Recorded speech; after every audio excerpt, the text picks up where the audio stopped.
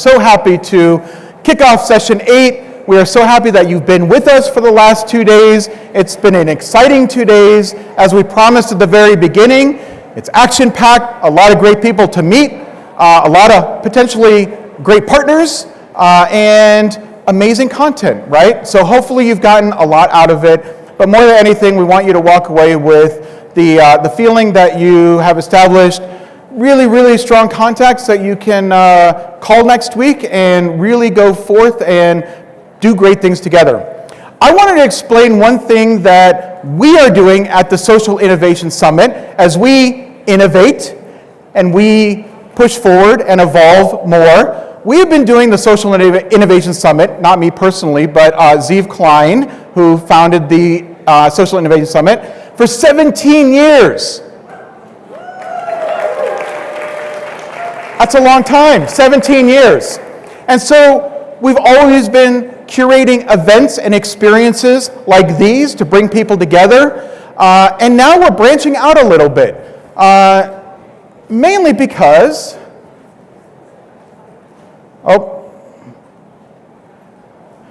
so we believe in community. That is at the root of what we do. Our team is driven by it. It's at the heart of everything, every decision. We like bringing people together. Our executive VP, Olivia, you'll meet her on stage in a moment. She is passionate about our events and curating great collaborative moments. And so you'll see some of your faces up here. We truly believe in the spirit of community. That's everything we do. And so last year we thought, how could we extend that into other things that we could be doing to help the community? We really like putting people together and making introductions. And so we thought of all the people we've known for 17 years, through all the dinners and all the learning journeys and all the summits, we have a very deep network. And so we came up with this idea that we're starting what's called SIS Omni. Amazing logo, right? SIS Omni is an extension of the Social Innovation Summit where we're going to do 2 things. One, impact advisory. We're calling it impact advisory. We're not consultants. I am not a consultant. I don't have templates. I don't speak like a consultant. Nothing wrong with consultants. They are needed in the world, but I am not a consultant. Instead, what we've thought is a lot of companies come to us, or nonprofit organizations or foundations come to us and ask, we're going to do an initiative, we're going to launch an initiative around opportunity youth. What's going on in landscape around opportunity youth? Can you help us get up to speed? And also, can you ask people who you know in the SIS community and network? And of course, we know all the experts and leaders, or most of them, hopefully. And so what we're going to be doing is, as you come to us, and we're making an open invitation right now from this stage, come to us with your initiatives, with your projects, with questions you have, with hurdles you're facing. And what we're going to do is we're going to work with you, and then almost like what do they call a group interview, we're going to go out to, let's say, our 20 experts in the field and ask them how they've dealt with things or what their thoughts are, and then really compile that for our partner. So we're calling it Impact Advisory. It's another way for us to connect with our community and make sure we're pulling in so many voices, okay? So look out for more for that, Impact Advisory, but if you do have something in mind, come see me after this session, and we really want to help you unlock impact and change making, okay? The second thing we're doing, capital, okay? But before we get into that, think back 30 years ago, what you were doing 30 years ago. I wasn't even born 30 years ago, so I don't know, but think back 30 years ago, what you were wearing, the fashion, what you were listening to, what job you had, where you were going to school, etc. 1994, Blockbuster. You had to go physically to a place to get videos. We tried to game the system. We would go in. If the videos weren't on the shelf, you would ask if someone returned them in the bin to get it from the bin. Like, we all know how Blockbuster worked, okay? Luckily, 30 years later, we have Netflix. Sit on the couch all day. I'm very embarrassed when it asks me if I am still watching. Yes, I'm still watching. We have Netflix. Film. You had to unload the film, wheel it or reel it or whatever, and go take it someplace to get the pictures. Now we have a phone with a camera and like 7,000 gigs of storage. Take selfies all day with Ronald McDonald. So we have that. Pager. Raise your hand if you had a pager in this room. Wow. I had a pager, and I had a clear pager so you could see inside. So I was like very cool with a pager. I didn't even wear it on my belt. I wore it on my like backpack. So I was like super cool. Okay? Now we have WhatsApp, right? We don't need to page anybody. Just text, voice messages, etc. 2.4%. 1994. Does anybody know what this might be? 30 years ago, 2.4%. What? Access to the internet? Good call. Cell phone usage? Good call. 2.4%. The 30-year average of female founders getting funding. So out of all these innovations over 30 years, we've gone from pagers to WhatsApp. But for some reason, female founders cannot get more funding. We can't fix the system. Even with more limited partners, even more accelerators, even more this. This is from Harvard. Harvard's a pretty good school. They know what they're talking about. I went to Berkeley, another good school. But Harvard did this study. 30 years. This number has not changed. Black and Latino founders got 1% and 1.5% of funding in 2022. Disabled entrepreneurs, 400 times less likely to receive venture capital. Are ideas from disabled people any less? Not as good? Are ideas from female founders not as good? Are ideas from people who look like me not as good? No. There's something wrong with the system. And when we talk about fixing the system, it's now shown that over 30 years, the system doesn't change. VC market, the last couple years, 35% decrease in VC. 38% of VCs just disappeared from deal making last year. I don't know, aliens took them? I don't know. They're just gone. Banks, 21% decrease in loans. But entrepreneurship is on the rise. Everyone in this room is doing a lot around entrepreneurship. Great programs, support networks, accelerators. Yet, people are stuck in getting capital, equitable access to capital.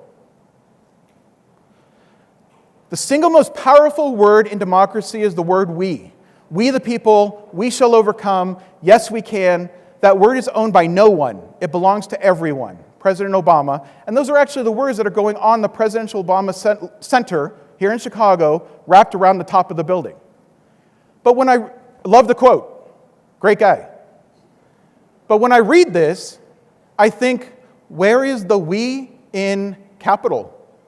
I don't see it.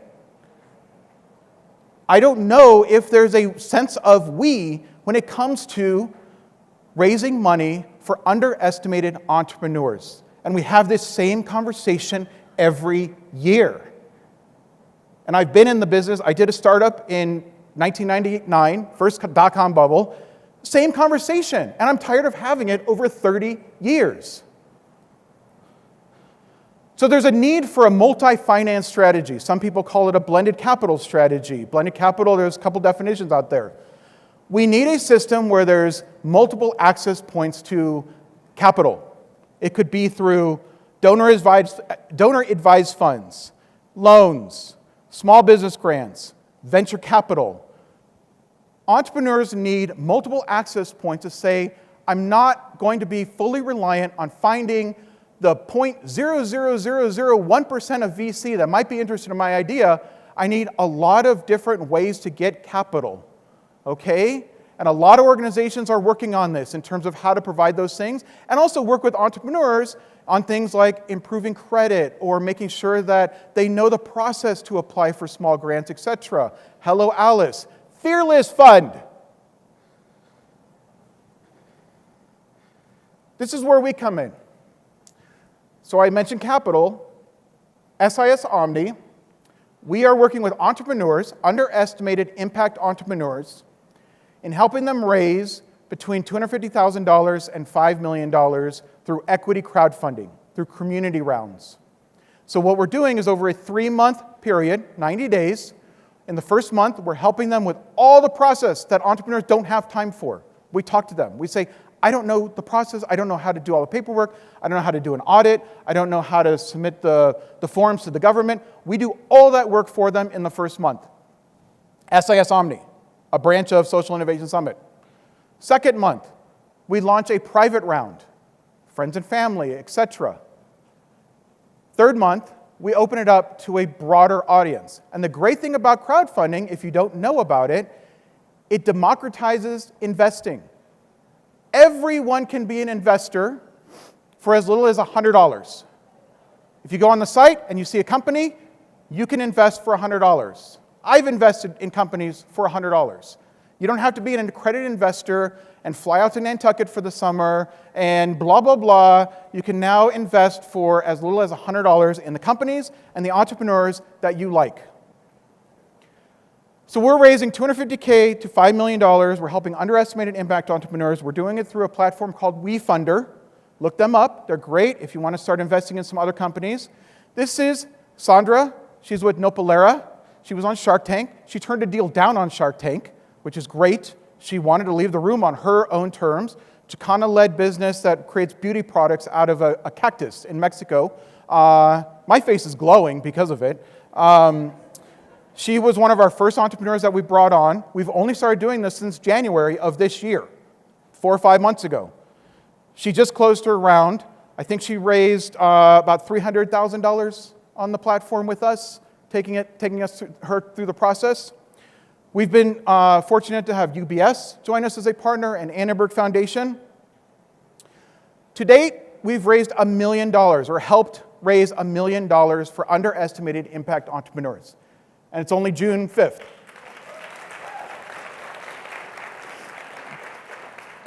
You applaud me for saying that, but please applaud the entrepreneurs. They are amazing. Sandra and others are amazing.